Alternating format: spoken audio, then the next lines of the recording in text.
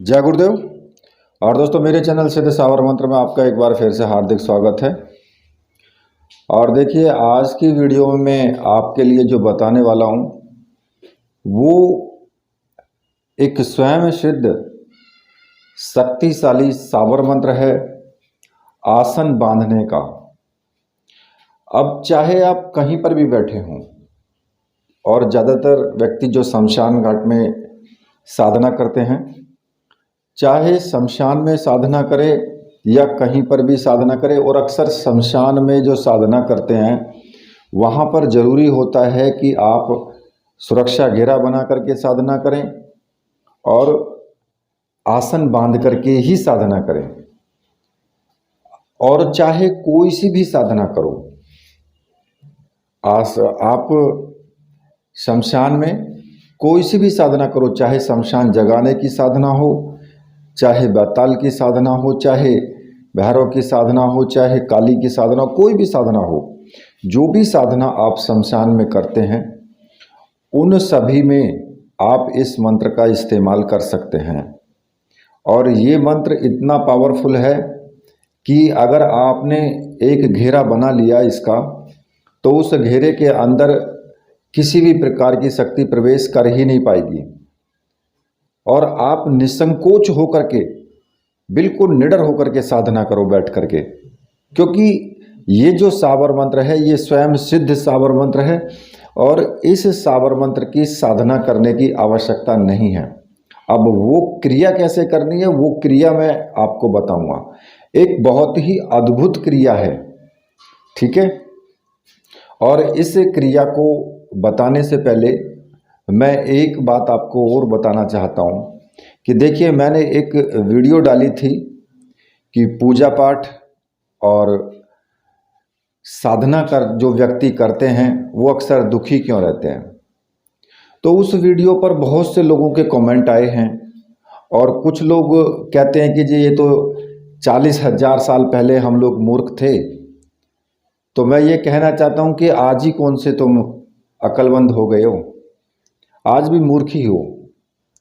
अब वो कैसे कि आप अपने बुजुर्गों को मूर्ख कह रहे हो, जिन्होंने जीरो का आविष्कार सबसे पहले करके रख दिया। जिस हिंदुस्तान में वो ऋषि मुनि हुए जिन्होंने जीरो का आविष्कार करके सबसे पहले रख दिया, और आज भी उस जीरो के बिना कुछ नहीं है। अगर एक के सामने जीरो नहीं लगाते हैं तो कुछ भी उसका मतलब नहीं रह जाता है, वो एक ही रह जाता है। ऐसे ऐसे ऋषि मुनि और प्राचीन जो ग्रंथ हैं, सूर्य सिद्धांत और बहुत से ऐसे ग्रंथ हैं कि जिनके अंदर आप सूर्य सिद्धांत की पुस्तक देख लो ना, अगर आपको मिल जाए तो, क्योंकि मुझे तो पता है ऐसे ऐसे त्रिकोणमिति और त्रिकोण के ज्यामिति के ऐसे ऐसे उदाहरण है उसमें कि जो आज के लोग सोच भी नहीं सकते हैं। जो आज आप पढ़ रहे हो, अगर आप 12वीं क्लास में या बीएससी में या फिर एमएससी में आप जो भी कुछ पढ़ रहे हो ना, उनके प्रोफेसर भी फेल हो जाएंगे। ये मैं आपको आज लिख के दे रहा हूँ। और आप करते हो बात आज के समाज की या आज के युग की। पहले का युग बहुत ज़्यादा शक्तिशाली था और बहुत ज़्यादा विज्ञान था, लेकिन आज तो कुछ भी नहीं है। सच्चाई तो यही है। विज्ञान ने कहा है कि सूर्य की 7 किरणें होती हैं, 7 किरणें होती हैं। मैं भी मानता हूं कि सूर्य की 7 किरणें होती हैं। और ये भी मैं आपको बता देता हूं कि सूर्य के जो पुराने टाइम में जो हमारे ऋषि मुनि हुए थे, उन्होंने जो कहा है, सूर्य को 7 घोड़ों का रथ वाला कहा है कि सूर्य 7 घोड़ों के रथ पे विद्यमान है। वो 7 घोड़े कौन से हैं फिर? वो 7 घोड़े जो हैं वो 7 किरणें ही हैं। लेकिन तुम जैसे पागल लोग समझ नहीं पाते हो सच्चाई जो है। और एक चीज और बता देता हूं, प्रत्येक किरण के अंदर 21 अणु होते हैं। और 21 अणु होने का मतलब आप जानते हैं कि कितने अणु बैठते हैं? अगर 7 से 21 की गुणा की जाए तो 147 बैठता है। जबकि विज्ञान तुम्हारा कितने की खोज पर कर पाया है आज तक? कितने अणु की खोज कर पाया है, ये मुझे भी बता दो कि आपने पुस्तकों में जो आपकी रसायन विज्ञान की या केमिस्ट्री की जो बुक हैं उनमें कितने अणु अभी आप सुन पाए हो कि इतने अणु होते हैं। खैर, समझदार हो, समझ गए होगे, ठीक है। जो अणु पहले खोज कर ली थी जिन ऋषि मुनियों ने, वो आज नहीं कर पाए। और सच्चाई जो है, मैंने भी पुस्तक ली थी, लेकिन बहुत बड़े बड़े संस्कृत आचार्य जो अपने आप को बहुत बड़े बड़े विद्वान मानते थे ना, उसका सही उच्चारण भी नहीं कर पाए। सूर्य सिद्धांत जो पुस्तक है, ठीक है। लेकिन खैर चलो, यहाँ मेरा ये बताने का औचित्य नहीं है।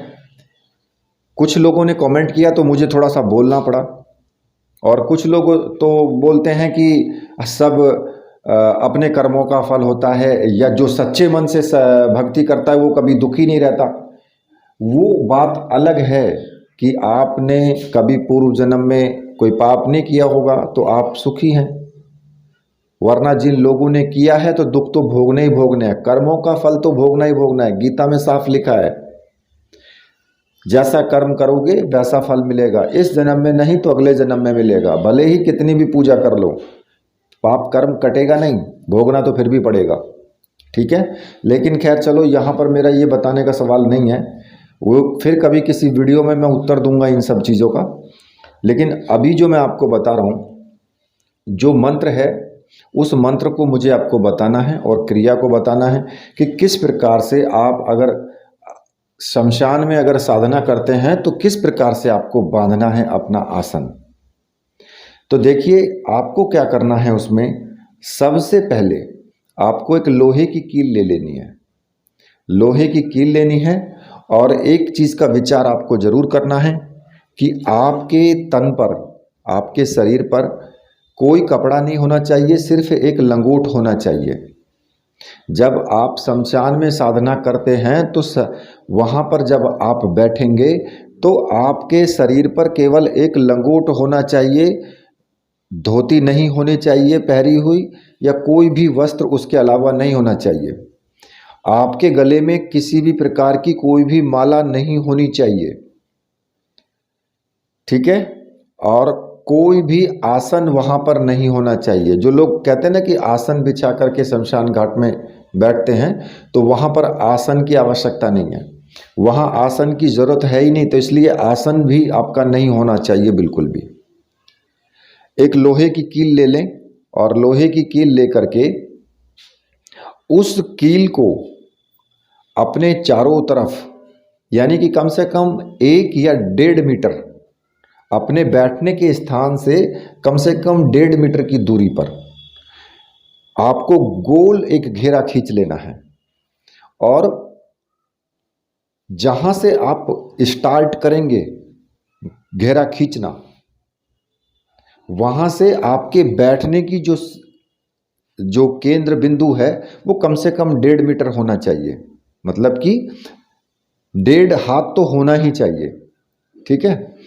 और जिस पॉइंट से आप शुरू करेंगे गोल घेरा खींचना, और घेरा खींच करके और लास्ट में उस बिंदु घेरे को मिला करने, जहां आप मिला देंगे ना, घेरे की लाइन जहां पर मिलेगी वहीं पर उस कील को ठोक देना है, ठीक है।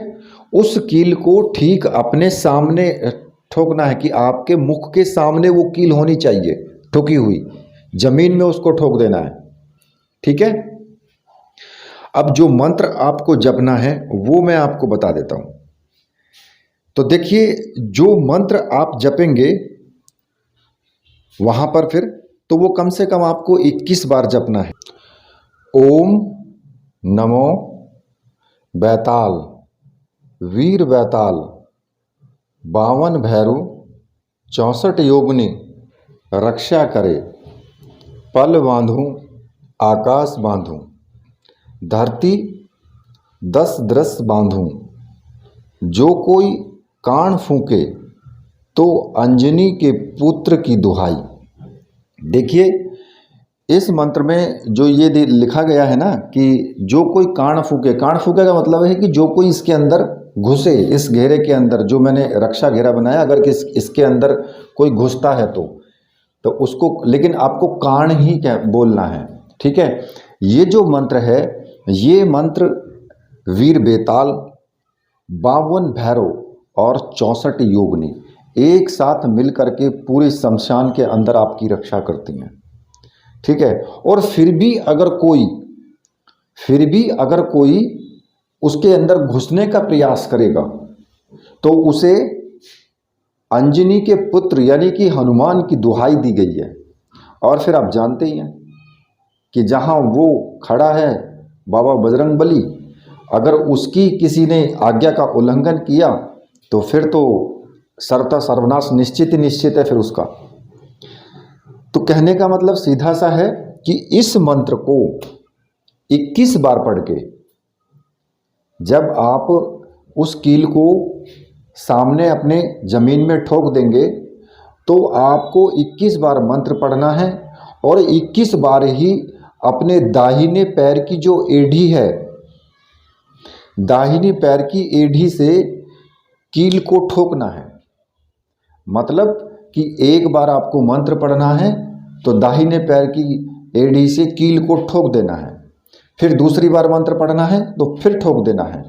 तो इस प्रकार से 21 बार आपको ये मंत्र पढ़ करके कील को ठोकना है और फिर आप उस घेरे के केंद्र बिंदु में यानी कि बीच में आप बैठ जाइए और फिर आप कोई भी साधना कीजिए। किसी भी प्रकार की आपको कोई प्रॉब्लम नहीं हो सकती है, चाहे आप कैसी भी साधना करो। ये स्वयं सिद्ध रक्षा मंत्र है। इस मंत्र को, रक्षा मंत्र को सिद्ध करने की आवश्यकता नहीं है, लेकिन अगर आप फिर भी इसको सिद्ध करना चाहते हैं तो आप कर सकते हैं, ठीक है। वो भी जैसे कि सूर्य ग्रहण हो गया, चंद्र ग्रहण हो गया, उसमें आप लगातार जितना ज़्यादा से ज़्यादा आप जाप करेंगे इसका, उतना ही ज़्यादा ये तीव्रता के साथ में और सिद्ध होता चला जाएगा, ठीक है। तो देखिए, ये जो मंत्र मैंने आपको बताया, ये मंत्र 52 भैरव 64 योगिनी वीर बेताल, इन सब का एक साथ मंत्र है और बहुत शक्तिशाली नहीं, महाशक्तिशाली है ये। शमशान साधनाओं में इस मंत्र के द्वारा आप अपनी रक्षा कर सकते हैं, चाहे आपके चारों तरफ कुछ भी होता रहे लेकिन उस घेरे के अंदर घुसने का कोई भी प्रयास नहीं कर पाएगा, ठीक है। इसी के साथ अब मैं वीडियो को यहीं पर समाप्त करता हूं। तो मेरे साथ बोलिए, बोले वीर बजरंगबली हनुमान जी महाराज की जय, बोलिए मेरे परमहंस गुरुदेव की जय।